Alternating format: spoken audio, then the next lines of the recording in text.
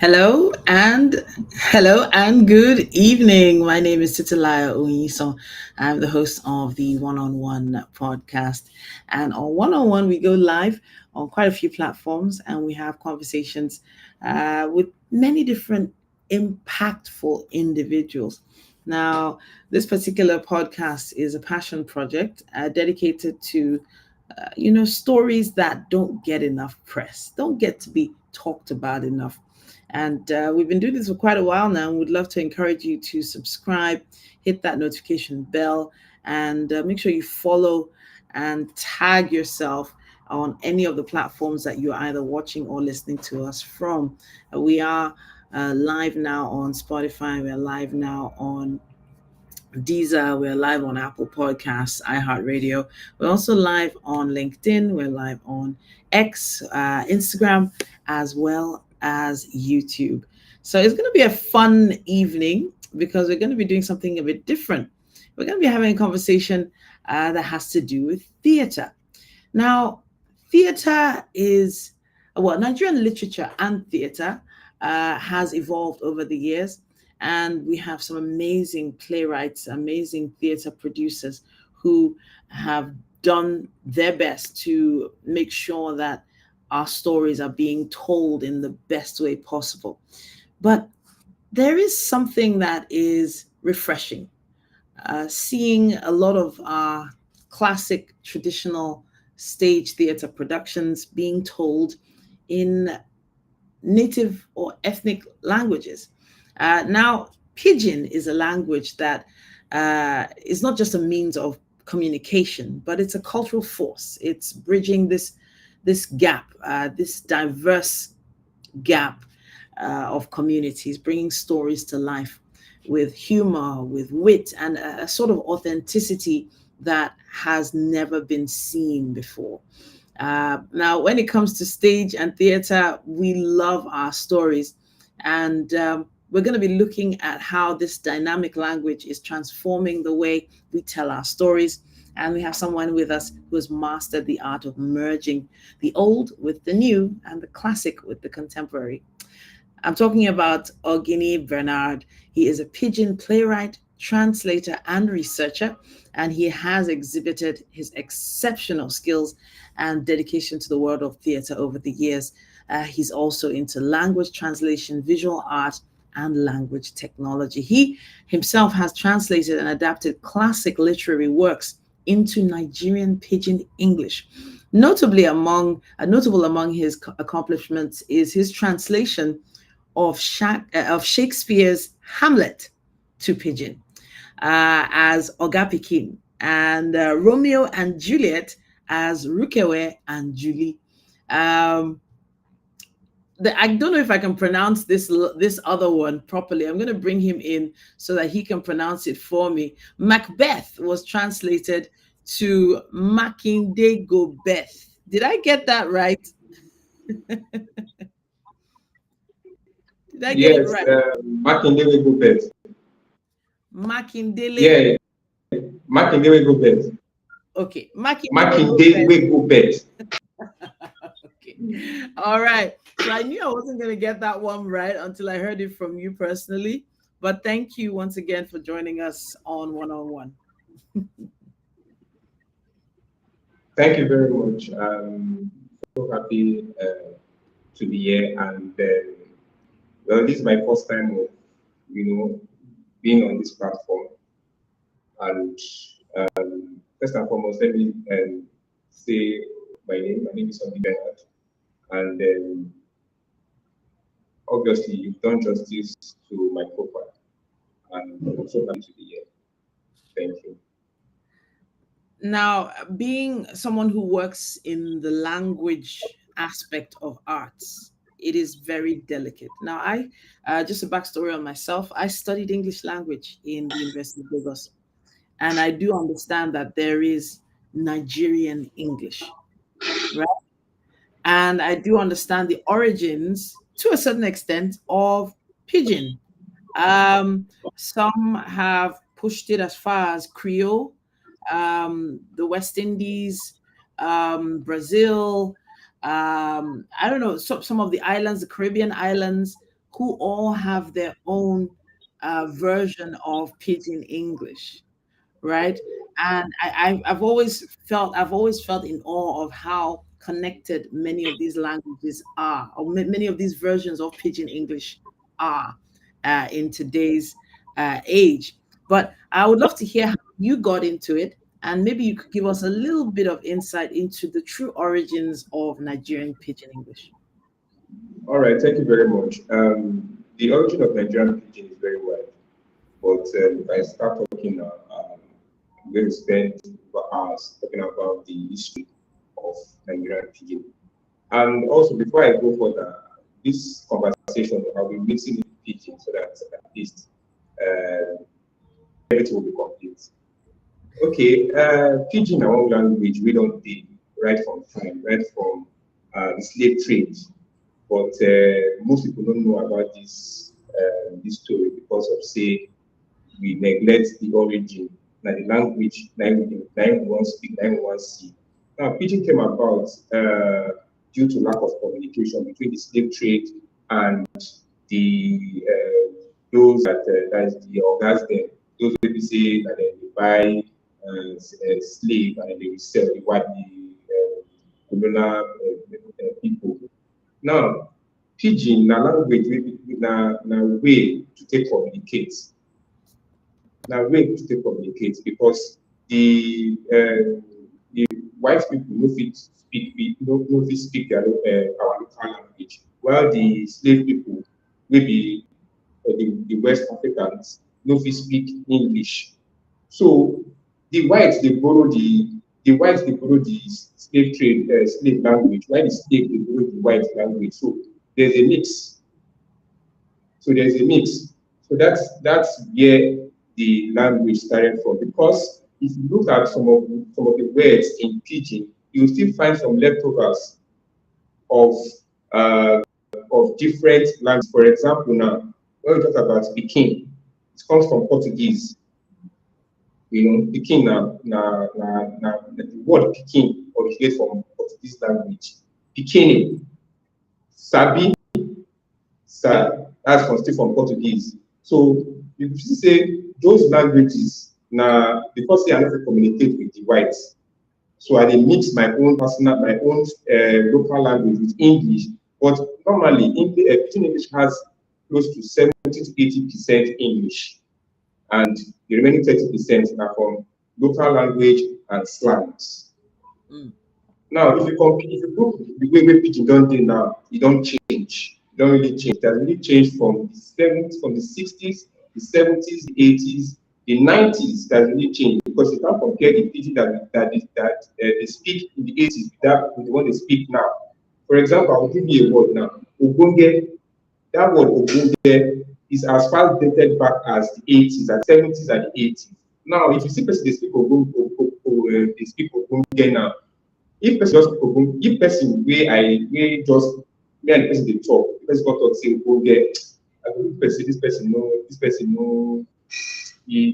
no na old school, and number two, e no too sabi. So for you to use that word, that means say you don find word wey you wan use instead of that ogbonge. So the total summary of pidgin is the language used during the slave trade. Mm. You know, language used during the slave trade, right from the very 17th century, one far back as that. So that's just the whole idea of the brief In history terms of them. in terms of communication, in terms of communication, uh, and you've already mentioned the slave trade now. There were a lot of African countries that were affected. In fact, all of Africa was affected by the slave trade, and all the different aspects of their language have been infused into Pidgin English today.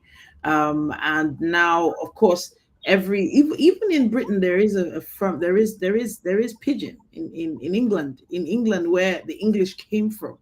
Now you've mentioned Pekin, Pikinini is also a word I know was used in the West Indies and back in the day. There's so many words that are still being used today. But in terms of it being a universal language, do you think at any point one day down the line it could be classified as an independent language on its own? And maybe even if you're filling in forms, you'd have Pidgin in there as an option, the same way you have Yoruba, Igbo, and Hausa? What do you think? All right. What I think is first and foremost, pidgin is cut across West Africa. That is, we have American pidgin, we have Ghanaian pidgin, we have the one from Sierra Leone. That's true. So it's all cut across the West African, side. Now, the problem we are having now is we Nigerians, especially the government right now. It depends on we ourselves because if you go to Sierra Leone, Creole is studied in the classroom. It is studied for classroom. Now, Nigerian pidgin don't pass all the tests. Nigerian pidgin don't pass all the tests. They don't pass all the tests where if you make language the independent language or if you make language the national language or if you make language the lingua franca of Nigeria. Because number one, we use it for communication. Number two, we use it for business. Number three, we use it for social media. Number four, we use it for content creation. Number five, we use it for politics. Number six, we use it for so many people for family. We use it for family. We use it for news. So all the requirements where a language need to be language, pidgin don't get her. But the problem there is that it now depends on the government waiting how government takes it because make I no lie you, pidgin has really united has don't unite us. Pidgin don't draw us together. For example, now if I travel out and I meet you now, I know if you speak my own language, if you dey speak your own language now, you get somewhere. But if I say area, how far, waiting day, you don't connect, you don't mind, even if you're not for the same tribe, if you're not for the same tribe, but that oneness, and even at the same time too, it also applies in Nigeria here. Because when the effect of Nigeria brings unity, kind of, it brings unity, it brings one Nigeria. But the government are not seeing this. Probably there are some other issues that they are working on. That language is the last thing that they probably work on. But I have been on this thing for 10 years, and within that 10 years, I have seen the result that the result is positive and is encouraging that people really want to go with pidgin because grammar, blend of grammar, and things like that. If you want to hide anything from any an average Nigerian, just begin to do that. It will We not have let. we have been considered one of the most intelligent African nations.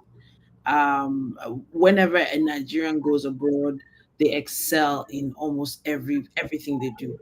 Um, Mostly on the good and sometimes on the bad side of things. But when a Yeah. Nigerian puts their mind to something, they excel at it. They get very good at it. And in terms of literature, where you dwell, literature and theater, um, what when I was studying literature, I was taught the greats like Dickens, Shakespeare, the amazing Wole Soyinka, Chinua Achebe, and the like.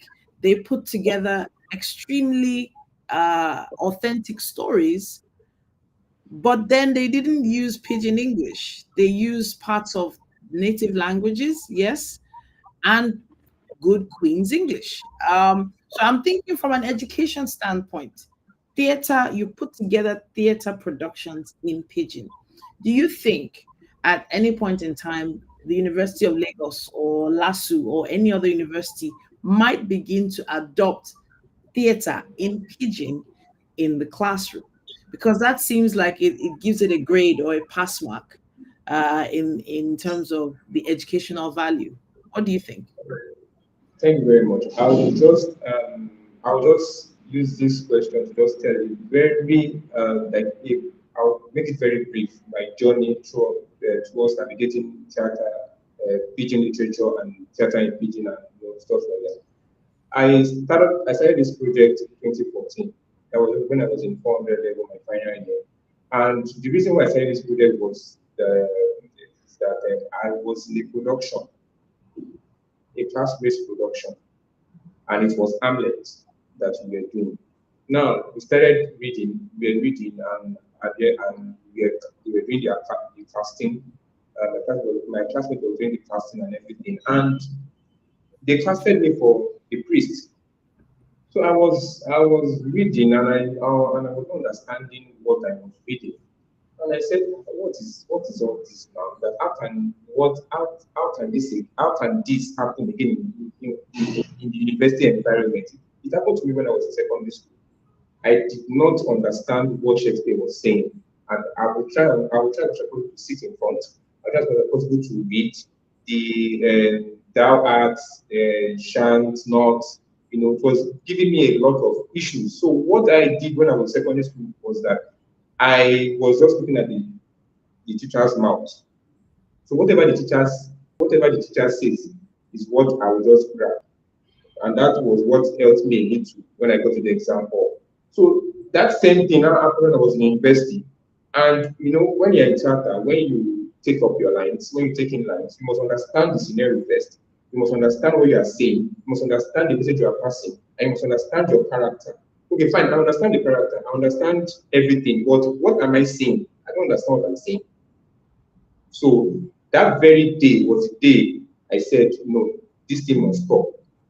Let me just let me can see me teach Shakespeare talk first. I'm not asking me can see me talk. I be the Bobo was, So I went home, I took an exercise book and I started writing, I started translating. And funny enough, I had to face my fear because I don't understand. So I had to face it. So I took the book and I didn't go translating the translate the book there. I didn't translate what has been translated before because the Shakespeare works are translated to different languages, even that translated to English. Do you understand? So I didn't take the translated work. I took the original piece. I took the original piece and I did the translation, and it was difficult, but I had to take that time to do it. How long exactly did it take you It took me close to 3 months to translate to, the whole piece? to translate the whole piece. Yeah, because I had tough times with the thou art, the comet, all those big grammar. So I had to face it this time around so that I know that my one person they die. Did You you know. get help? Did you get help? And who did you approach? Yeah,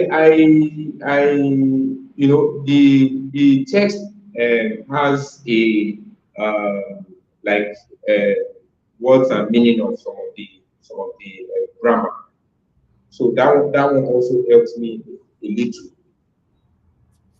Then with my skill of translation, I did direct translation and also summary translation too. So I mixed the two methods together. And Mm. after everything, I was scared because it was me breaking the rules. Why would I use a Nigerian pidgin for a classic tragedy? All my lecturers they were looking at what experiment are you trying to do? What are you trying to do? What experiment are you trying to make? So Mm. I started the casting, the right I place started the and at the audition, I I I'm started. trying to play. I'm trying to play one of your pieces here. Let's see if I All can right. play this one. Romeo and Juliet, Don't Land for Pigeon. I'm seeing that. So this is Rukevwe and Julie, Yes, right? this is yes, this is How Rukevwe and were you Julie. how were you able to even get the names? Why did you pick Rukevwe and Julie? Now, the reason why I picked Rukevwe and Julie is because I centered the whole idea, the whole story in Delta State, Warri to be precise.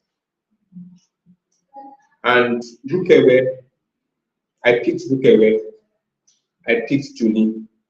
I would have picked another name for Julie, but the reason why I picked Julie because Julie is like it's like it has a pidgin kind of flavor. Julie, it has a pidgin kind of flavor, and I decided to pick Julie. So the old settings of the play is based in Warri, Delta State, and the play was used for the first international Pidgin conference that symposium that took place in UI, University of Ibadan, African Studies Department, 2019, and this was the first of its kind. And I made my presentation, my practical presentation, by staging this at the theater, the Wole Theater at University of Ibadan.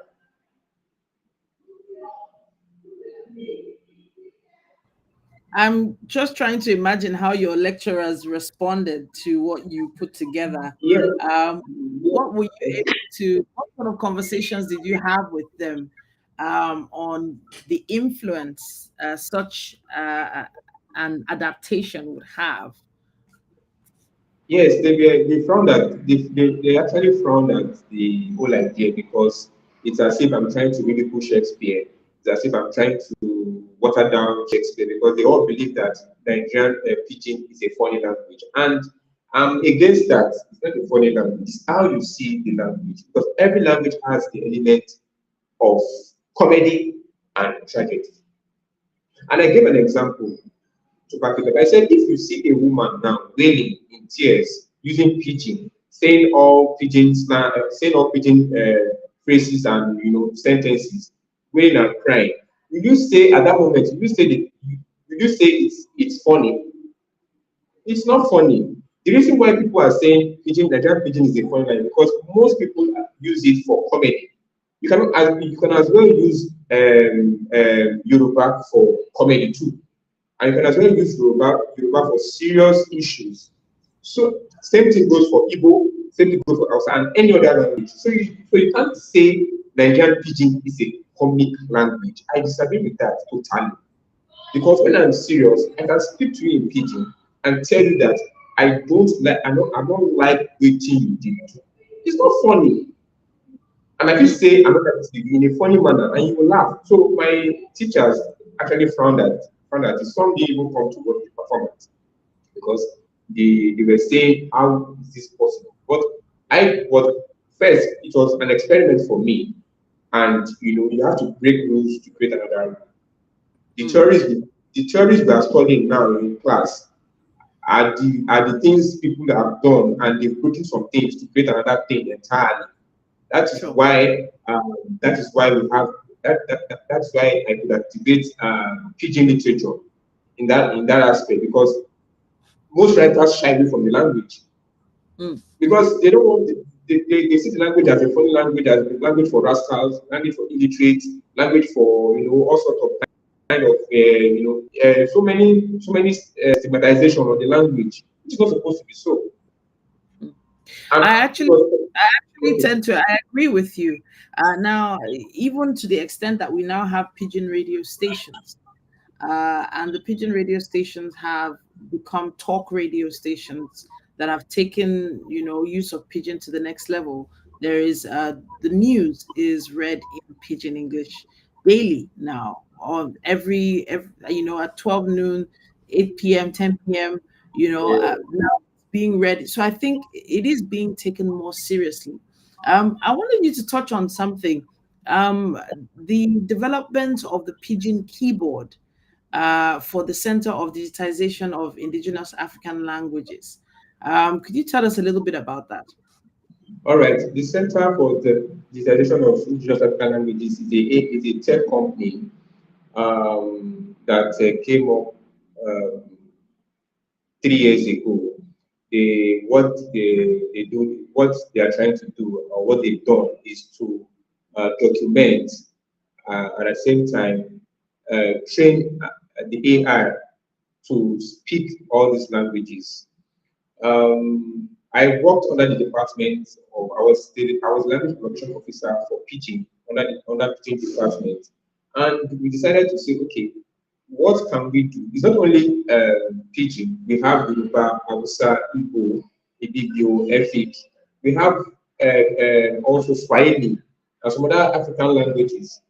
The tech company, what they want to do is they want to digitize all these languages to put them into the system and to allow the system to say them, to also speak them, like they want to preserve all these languages, for future use and for for education for those people, people coming after our generation, so that they can at least know these languages.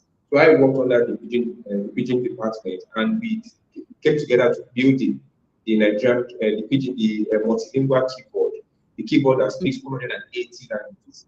So I built the data for Nigerian Pidgin for the keyboard, and the way the keyboard works, all the emojis are written in Pidgin. Then we have the consonants. The consonant words in Pidgin. We have the CH, we have the SH, we have the KP, we have the GP, KP for Coco, CH for sound, shush, the GB for Gosa, that's GP, Gosa. So all those sounds were what I built, and we collated all of them together, and we formed a data, a massive data, and we fed the AI. So when you type, it's easy for you to type when you type. So it's not as if you will define one letter or you will try to type one letter. No, you just go straight to the letter and the consonant sound. It brings it, and it also brings suggestions. So it's very easy. So once you press CH, it brings all the words that relate to CH. Then you choose and move on. So that's the whole idea. I find that amazing. I find it extremely impactful. That I feel like you've taken it to the next level once you've created a keyboard that essentially helps you type Pidgin. I think people have sort of developed their own abbreviations to connect in Pidgin English when chatting on platforms like WhatsApp or even on Instagram, commenting on other people's posts, etc. But then I want to ask about what you feel the future of Pidgin English is in Nigeria. Do you think, how far do you think this language can actually go? Where do you think it's going, and what sort of timeline will you give it? That's how we'll wrap it up today.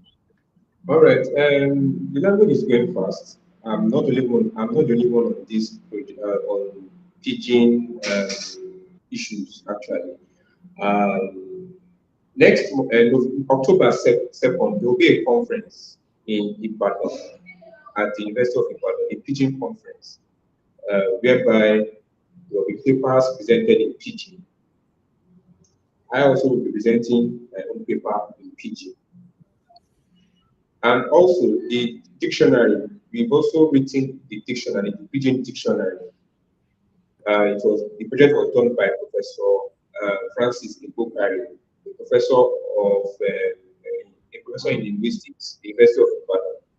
I also work with him, and we also do Pidgin things together. A Pidgin dictionary. Yes. You translated a particular type of dictionary? Was it Oxford, Webster's?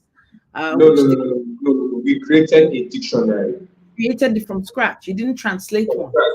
Yes, very from scratch. He was the one in charge. He was the one that started the project. Professor Ibokari started the project 20 years ago. Fantastic. So he still has his manuscript. So he started 20 years ago, was collating words, using data. I also donated my own data. So everybody was on the project. And at the end of the day, it was a success. We came up with a full-blown dictionary of about, I think, 1,000 words so far. So Wow. what we'll be doing now is just to update and to update the dictionary, the online one, and probably as time goes on, Yeah. we'll be having different editions, like second edition, third edition. So you understand. So I see Course. that there are prospects. Updates. I'm wondering if anyone wants to contribute to your platform. How do they reach you? If anyone wants to contribute to this dictionary or wants to be part of the growth of, the language generally and in general and what you're working on, how do they reach you? Okay, they can reach me on my phone number or my WhatsApp number. That's my direct line, WhatsApp. Is there Or an they, email address or a website or a page on LinkedIn we can use yeah, they can also reach me on LinkedIn too. My on Ogini Bernard on LinkedIn. on LinkedIn? Fantastic. Yes, then Ogini Bernard, Ogini underscore Bernard underscore on Instagram too. Okay. And then they can also reach me on those two platforms. And wherever I will see their messages. Thank you so much for joining us today. I have to say, my mind is blown with all the work you've put in, and I don't think it's going to be in vain. I feel like this is going somewhere, and it's going to be solid. And one day, I'm gonna, get an invitation to another huge stage Broadway production in Pidgin, and I'm gonna hear about it going around the world. I know that as a language, it had a bad reputation when I was growing up. Even just being heard from my mouth when growing up, I could receive a knock. But things have changed, and the language is being given a chance. And with all your work with theater, I know that it's not just entertaining, it's also educative as well. Thank you so much, Ogini Bernard, for talking to us today. You're welcome. Thank you very much for being on this All platform. right. All right, let me let you be. I know you're busy, but thank you again. Don't be a stranger. When you're working on your next project, please reach out to us so we can talk about it. All right. Thank you very much. Okay, now that's it for one on one for today. And if you're just tuning in, we've been talking about the role of Pidgin English in Nigerian literature and theater. And from what we, from what I'm hearing, there is a lot of work going on behind the scenes that many people are not aware of when it comes to establishing this language and giving it the honor it deserves. Because many of us communicate in pidgin. And to be honest, I don't think our entrepreneurial side would be as groomed and as well developed as it is if we couldn't all trade with each other. And in order to trade with each other, we've had to find a universal language, which wasn't exactly English and wasn't exactly our native tongues. But now, based on the history of how Pidgin came to be, there is still quite a lot of impact that this language can have on many different industries. He's translating literary works such as Shakespeare's Hamlet to Oga Pikin, Romeo and Juliet to Rukevwe and Julie, Macbeth to Makindegobeth, just to mention a few. And he's shown his versatility and creative vision. But what are you doing in your little space to make an impact? What do you think about what he's been working on? We would love to hear your thoughts on this as well. Use the comment section or chat box on whatever platform you are watching or listening to us from. And of course, if you would like to be on one of these days, it's really easy. All you have to do is send us an email. That's Dynamite Podcast Network at gmail.com. Dynamite Podcast Network at gmail.com. And we will be getting back to you.